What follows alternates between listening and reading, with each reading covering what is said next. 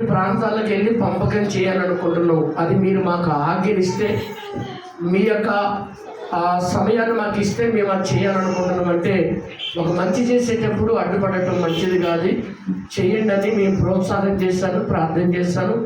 దానికి కూడా సహాయం ఏదైనా కావాలంటే నేను కూడా సపోర్ట్ చేస్తున్నాను. ప్రార్థన సపోర్ట్ కావచ్చు, ధన సహాయం కావచ్చు, నేను కూడా నేను సహాయపడుతున్నాను. మీరు యవనస్తులు ఎలాగైతే మనుషులు 2000 లెక్కేసుకొని ముందుకు వచ్చారో, దేవుడు పరిచర్య తరపున కలిగిన దాంట్లో దేవుని నామాన్ని కనపరచాలని వాళ్ళని నేను బలపరిచాను. దేవునికి స్తుతి కలుగును గాక. మీకు కూడా సంఘంలో ఎందుకు తెలియజేస్తారని, మనమంటే ఒక సంఘం ఉంది కనుక దీనికి ముందుకు తీసుకెళ్లాలని ఒక ఆశతో గురి అంతకు పరిగెత్తడం కోసం సహోదరుడు సంఘానికి కావచ్చు, సంఘ పెద్దలకు కావచ్చు, ఇక్కడున్న యువత వారు కావచ్చు, అందరికీ తెలియజేశాడు. సహాయపడండి, సహకరించండి, ప్రార్థించండి, పాల్గొనండి. ప్రభు దీవించును గాక. ఈరోజు ఒక అర్ధగంట లోపు వాక్యం మాత్రము నేను చెప్పాలని ఆశపడుతున్నాను. గ్రేస్ న్యూ లైఫ్ మినిస్ట్రీస్ తరఫున కూడిచ్చిన మీ అందరికీ ప్రభు పేరిట అందరికీ వందనాలండి. అలాగనే మీ పక్కమటోళ్ళు కూడా వందనాలు చెప్పండి. ఆదాం గారు మెలుగుతూ ఉండు, దయచేసి వందనాలు చెప్తున్నాను. అందరూ వందనాలు చెప్పుకోండి ఒకసారి. బాగున్నారు కదా? దేవుడు మిమ్మల్ని దీవించును గాక. రాత్రి ప్రార్థన జరిగింది. ఇక్కడ ప్రార్థన జరిగిందా? ఏ వాక్యం చెప్పాడు? మీరు రాలేదు. అది నా పాయింట్. దేవుని స్తోత్రము కలుగును గాక. రాత్రి ఇక్కడికి వచ్చిన వాళ్ళు ఉన్నారు, కానీ నేను ఎంతో ప్రయాసపడి ఎన్ని మందిరాలు ఉన్నాయో అన్ని మందిరాలు ప్రారంభంగా మొదటగా అక్కడ ప్రార్థన జరగాలని పంపించడం జరిగింది. సరే, మీరు ఏ కారణంగా రాలేదో, మరి ఏ ఇబ్బంది వల్ల రాలేకపోయారో, మీరు రావాలి. శనివారం ప్రార్థన మొదటిగా మందిరంలో జరుగుతున్నప్పుడు మీరు వచ్చి పాల్గొంటే మీకు దీవెనని మీకు తెలియజేస్తున్నాను. సరే, నేను వాక్యములకు వెళ్తున్నాను. సామెతల గ్రంథము. ఈరోజు దేవుడు నేను అడిగేది ఒకే ఒక మాట అడుగుతున్నాడు. ప్రభునందు దేవుని బిడ్డలారా, సామెతలు 23వ అధ్యాయము 26వ వచనాన్ని ఒకసారి చూడండి. చాలాసార్లు ఈ వాక్యాన్ని మనం విన్నాము, అయినా దేవుడు మరలకి ఇవ్వాలి. ఈరోజు మరలా ఈ మాటను తెలియజేస్తున్నాడు. నా కుమారుడా, నీ హృదయమును నాకిమ్ము, నా మార్గమును నీ కన్నులకు ఇంపుగా ఉండనిమ్ము. దేవునికి స్తుతి కలుగును గాక. నా కుమారుడా, నా కుమార్తె, మీ హృదయమును నాకు ఇమ్ము అని చెప్పేస్తాడు. ఏమడిగాడండి దేవుడు? మనల్ని హృదయాన్ని అడిగాడు. నేను అప్పుడప్పుడు అడుగుతాను, కాணிకలు ఏమని అంటాను, దశం భాగం ఏమని అడుగుతాను. నా వ్యక్తిగతంగా పర్సనల్గా చెబుతున్న వాక్యాన్ని బట్టి. కానీ దేవుడు ఏమడిగాడు? నిన్ను అడిగాడంటే, ఎండి అడగలేదు, బంగారం అడగలేదు, ధనం అడగలేదు, ఆస్తులు అడగలేదు, ప్రాణాన్ని అడగలేదు. కానీ నా కుమారుడా ప్రేమతో అడిగాడు, నా కుమార్తె దయతో అడిగాడు. ఇదిగో మీ హృదయాన్ని నాకు ఇవ్వండి. హృదయం దేవునికి ఇస్తే సమస్తమును సమర్పించుకోగలవు. హృదయాన్ని ఏరే పెట్టి, మనసు ఏరే పెట్టి నువ్వు ఇక్కడికి వచ్చి నువ్వు ప్రార్థన చేసినంత మాత్రంలో దైవ దీవెనలు పొందలేవు. నువ్వు ముందు దేవునికి కానుకగా హృదయాన్ని కానుకగా సమర్పించుదుము గాక. ప్రథమగా నువ్వు దేవునికి ఇవ్వాల్సింది ఏంటంటే హృదయం ఇవ్వాలి. దేవుడు నిన్ను అడిగాడు. ఏమడిగాడమ్మా? హృదయం అడిగాడు. దేవుడు నీకు ఇచ్చాడు. ఏమి ఇచ్చాడు దేవుడు నీకు? ఏమి ఇచ్చాడండి? హృదయం ఏలే, ప్రాణం ఇచ్చాడు. నీ కోసం దేవుడు ప్రాణం ఇస్తే, దేవుడు నిన్ను అడిగింది ఏందో తెలుసా? ప్రాణం అడగలేదు కానీ, డబ్బు అడగలేదు కానీ, బంగారం అడగలేదు కానీ, కేవలము దేవుడు ఇచ్చిన హృదయాన్ని నాకు ఇస్తే అప్పుడు నువ్వు స్వేచ్ఛగా ఉంటావని మానవుని దేవుడు ఎంతగానో బ్రతిమలాడి, నా కుమారుడా, నా కుమార్తె, నీ హృదయాన్ని నాకు ఇవ్వు, నీ మార్గములోకి నీ కళ్ళకు అది ఇంపుగా ఉండటానికి ప్రయత్నం చేసుకోమని దైవ గ్రంథము తెలియజేస్తుంది. ఎంతమంది ఉన్నారు రెడీగా హృదయం ఇవ్వటానికి? ఈరోజు నేను కాணிకలు ఇవ్వంటే ఇవ్వలాటానికి నువ్వు ఇవ్వకపోవచ్చు, కానీ హృదయం మాత్రమే అడిగాడు. తమ్ముడు ఆలకించండి దయచేసి. చెల్లె, ప్రభు నిన్ను అడిగింది ఏంటంటే, ఆస్తులు అడగలేదు, నిన్ను ప్రాణం అడగలేదు, నీకు కలిగిన సంపద అడగలేదు, అబ్రహామును అడిగినట్టు ఇస్సాకును బలి అడగలేదు. దేవుడు అడిగాడు, అబ్రహాము నువ్వు ప్రేమిస్తున్న కుమారుని నాకు బలీమని అడిగాడు, కానీ ఎన్ని జరగలేదు. అబ్రహాము వెనక్కి జరగలేదు. కానీ దేవుడు అబ్రహామును అడిగినట్టు నిన్ను అంత కొలుములో కూడా పెట్టలేదు. దేవుడు నిన్ను అడిగిన బాధ్యత ఏంటంటే హృదయం ఇవ్వమన్నాడు. ఎంతమంది ఇస్తున్నారు దేవునికి హృదయాన్ని? రోజు ఇస్తావా? ఒక గొలుసు ప్రార్థన నాడే ఇస్తావా? ఏమిస్తున్నావు హృదయాన్ని?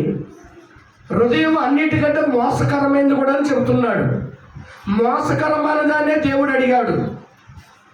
ఎందుకంటే దానిలో నుంచి బెస్ట్, దానిలో నుంచి బ్యాడ్, దానిలో నుంచి చెత్త, దానిలో నుంచి చెడు యేసు నామములో తొలగించటం కోసం హృదయాన్ని దేవునికి ఇచ్చినావు అనుకో, అబ్బా నువ్వు శ్రేష్ఠురాలివి, నువ్వు శ్రేష్ఠుడు అని ప్రభు పేట తెలియజేస్తున్నాను. ప్రియమైన సంఘం, ఆ దేవుని బిడ్డలారా, మిమ్మల్ని అందరిని అడుగుతున్నాడు, ఏం చేస్తాడండి ఆ హృదయాన్ని అని అడుగుతున్నాము. ఏం చేస్తాడంటే అది ఇవ్వమన్నది కూడా నీ మేలు కోసమే. హృదయాన్ని దేవునికి సమర్పిస్తే సమస్తాన్ని పొందుకోగలవు, సమస్తాన్ని దేవుడు నీకు ఇవ్వగలడు.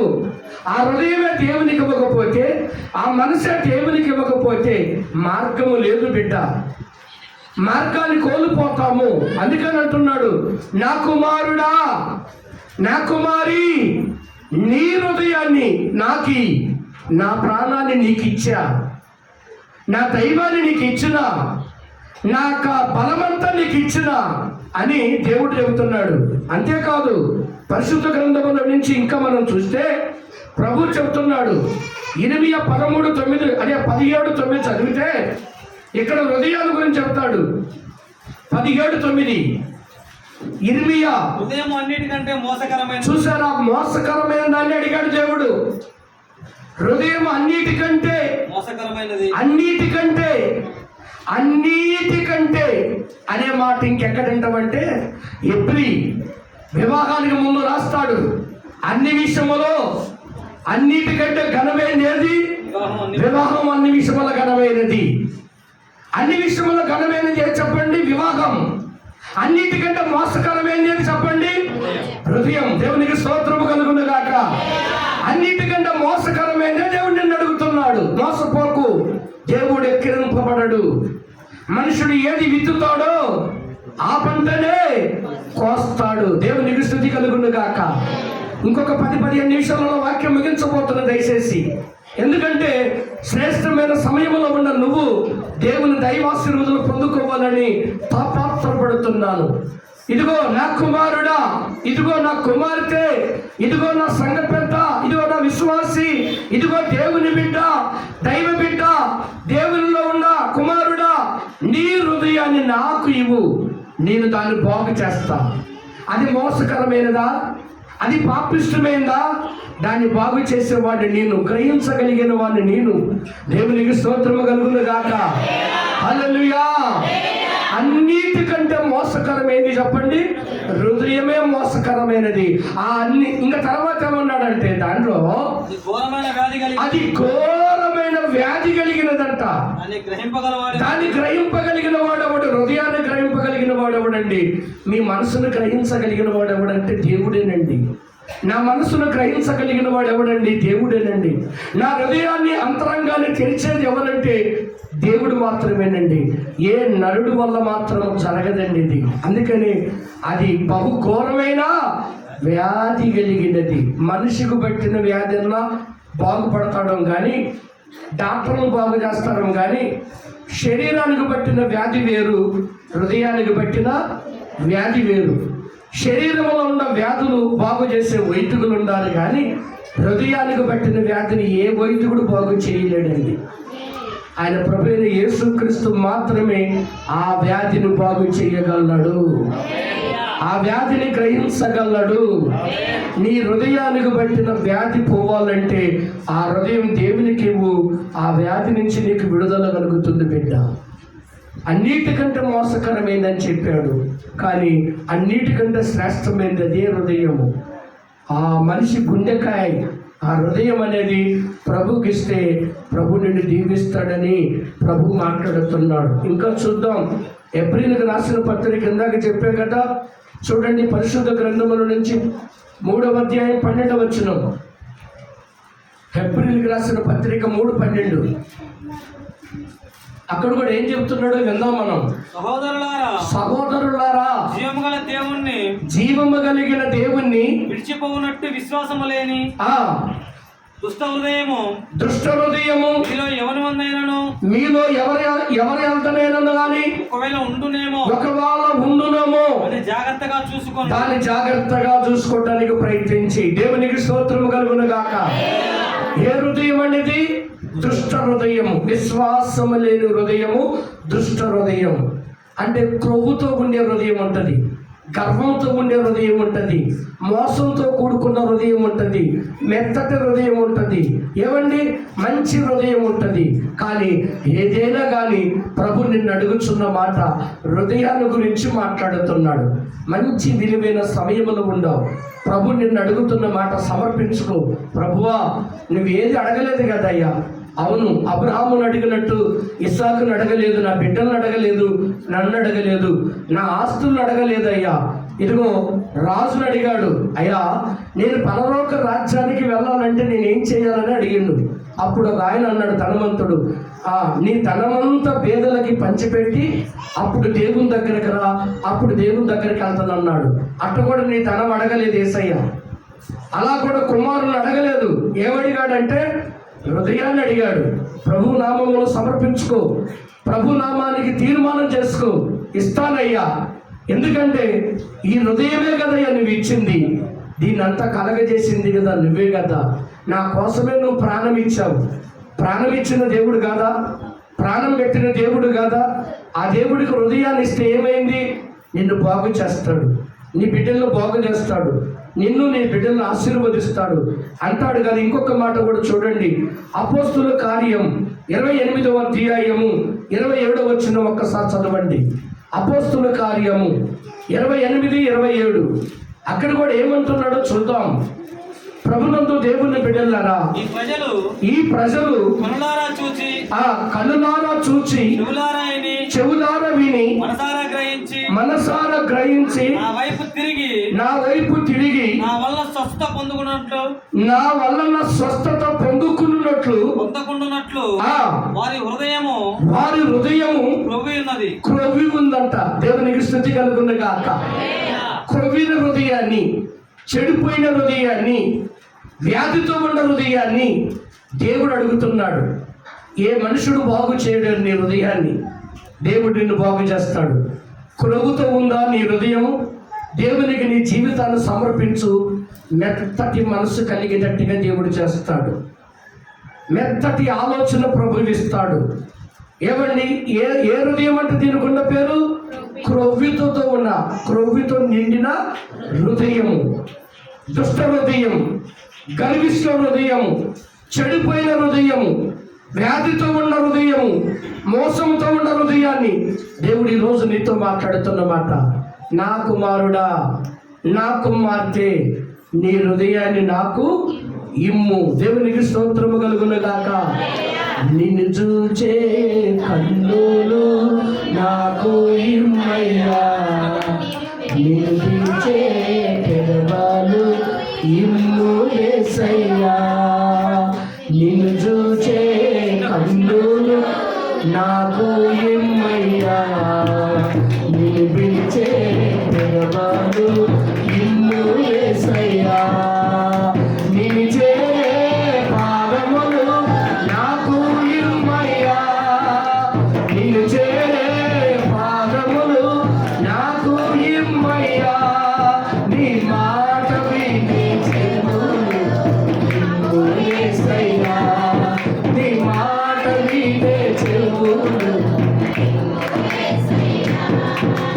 నిన్ను చూచే కన్నులు నాకు ఇమ్మయ్యా, నిన్ను పిలిచే పెదవాలు ఇమ్ము యేసయ్యా. ఆమేన్. మన కనులున్నాయి, మనకు చెవులుంది, మనకు నోరుంది, మనకు అన్ని చేతులు, కాళ్ళు అన్ని ఇచ్చాడు దేవుడు. ఇచ్చిన దేవుని మరచిపోకుండా ప్రతిదానికి సమర్పించండి. నాయన, ఈ చేతులు ఇచ్చావయ్యా, ఈ కన్ను ఇచ్చావు, ఈ కాళ్ళు ఇచ్చావయ్యా, పని చేసుకోవటానికి, కష్టపడటానికి ఆయుష్ని ఇచ్చావు, ఆరోగ్యం ఇచ్చావు. నా ప్రియమైన దేవుని బిడ్డలారా, ఇచ్చిన దేవునికి మర్చిపోకుండా కృతజ్ఞత చెప్పి దేవునికి థ్యాంక్స్ చెప్పండి. దేవుని స్తుతించండి.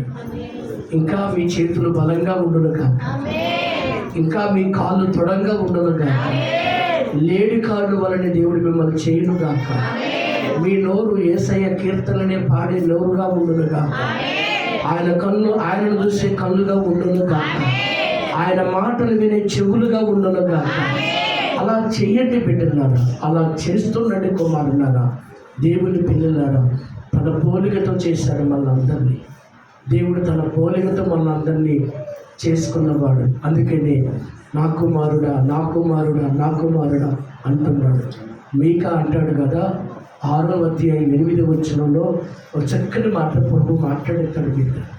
మీకా 6:8 చదవండి. అక్కడ అంటాడు కదా, ప్రేమను కనికరమును మనుషుడా ఏది ఉత్తమమో. చూడండి, మనుషుడువేనా నువ్వు? మనుషుడివే కదండి. మనుషుడా ఏది ఉత్తమమో అది నీకు తెలియబడి ఉన్నది. అది నీకు తెలియబడి ఉన్నది. న్యాయముగా నడుచుకున్నట్టు, కనికరమును ప్రేమించుట, దీన మనసు కలిగి నీ దేవుని ఎదుట ప్రవర్తించుటయే కదా. ఇదే కదా యెహోవా నిన్ను అడుగుతున్నాడు. అంత చక్కటి మాట అండి. ఆస్తులు అడిగాడా? ఆయన అడిగింది ఒక్కటి చూడండి. ఇదే కదా నేను అడుగుతున్నా, ఇదే కదా మీరు చేయమనేది. హృదయాన్ని ఒకటి అడిగాడు, న్యాయంగాను కనికరమును, తర్వాత దీన మనసు కలిగి నడుచుకోవటమేగా. ఇదే కదా మిమ్మల్ని నేను కోరుకుంటున్నాను. న్యాయముగా నడుచుకున్నటయు. న్యాయం ఉందండి. ఈరోజు న్యాయాన్ని అన్యాయంగా మారుస్తున్నారు. న్యాయాన్ని అన్యాయానికి మార్చి అన్యాయాన్ని న్యాయంగా మలిచి నడుస్తున్నారండి. మోసపోతావు ఒకరోజు. నీ నడక దేవునికి తెలుసు బిడ్డ. న్యాయంగా నడుచుకోవాల్సిన నువ్వు, కనికరాన్ని ప్రేమించవలసిన నువ్వు, దీన మనసుతో ఉండవలసిన నువ్వు అన్నిటిని వదిలిపెట్టి నీ చిత్తానుసారంగా నడుస్తున్నావు. నీ చిత్తానుసారంగా నువ్వు బ్రతుకుతున్నావు. ఇదే కదా దేవుడు నిన్ను అడుగుతున్నాడు. న్యాయం అన్న సంగతి నీకు తెలియదా? కనికరం అన్న సంగతి నీకు తెలియదా? దీన మనసుతో నడవన్న సంగతి నీకు తెలియదా? దారి తప్పు నడుస్తున్నాము ఒకవేళ, అడ్డు తప్పి మీరుతున్నాము ఒకవేళ, మాట ద్వారాగా కానీ, చూపు ద్వారాగా కానీ, ప్రవర్తన ద్వారాగా కానీ, ఏవండి కట్టుబాటు లేకుండా ఏవండి చాలామంది అడ్డు తప్పు నడిచే వాళ్ళు ఉన్నారు, హెచ్చరీలుగా నడిచే వాళ్ళు ఉన్నారు. దయచేసి దేవుడు అడుగుతున్నాడు, ఇదే కదా యెహోవా మిమ్మల్ని అడుగుతున్నాడంట. ఏమని అడిగాడు? మళ్ళొక్కసారి చదువునాను. ఏమని అడుగుతున్నాడో చూడండి. మనుషుడా, నువ్వు అంటుంటావు కదా, ఒరే జాగ్రత్తగా వెళ్ళి జాగ్రత్తగా రారా. స్కూల్కి వెళ్ళే పిల్లోడు కావచ్చు, పొలం పనికి వెళ్ళే కూలి పని చేసుకునే రైతు కావచ్చు, బండి మీద ప్రయాణం చేస్తున్నావా, కారు మీద ప్రయాణం చేస్తున్నావా, దేని మీద ప్రయాణం చేసినప్పుడు స్త్రీ పురుషుడికి చెప్పిన, పురుషుడు స్త్రీకి చెప్పిన, తల్లి పిల్లలకి చెప్పిన, తల్లిదండ్రులు పిల్లలుగా చెప్పిన, జాగ్రత్త, న్యాయంగా ఇల్లు, న్యాయంగా రా, జాగ్రత్తగా ఇల్లు, జాగ్రత్తగా రా అని దేవుడు నువ్వు చెప్పినట్టే మనం అందరం దేవుని పిల్లలం కదా. ఇప్పుడు చదువున్నాను. మనుష్యుడా ఏది ఉత్తమమో అది నీకు తెలియబడి ఉన్నది. న్యాయముగా నడుచుకున్నట్టు, కనికరమును ప్రేమించుట, దీన మనసు కొనుక్కుంటూ వచ్చేది కాదండి. ఇవన్నీ ప్రభువుకు సమర్పించుకుంటూ వస్తాయండి. ఇవన్నీ నడిచే నడక కానీ, మాట్లాడే మాట కానీ, ఇచ్చే విషయం కానీ, పెట్టే విషయం కానీ, చేసే విషయం కానీ, ఇది దేవునికి సమర్పించుకుంటూ వచ్చేదండి.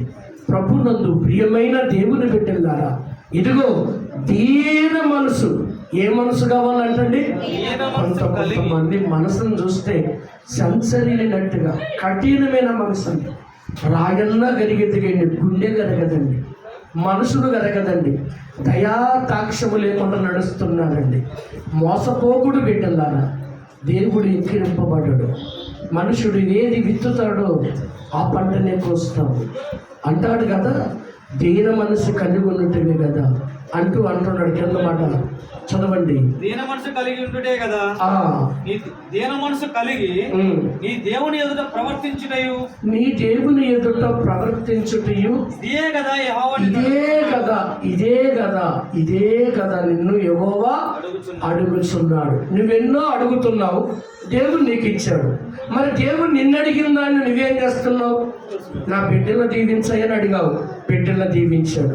నాకు ఆరోగ్యము దయచేయమన్నాడు, ఆరోగ్యం దయచేశాడు.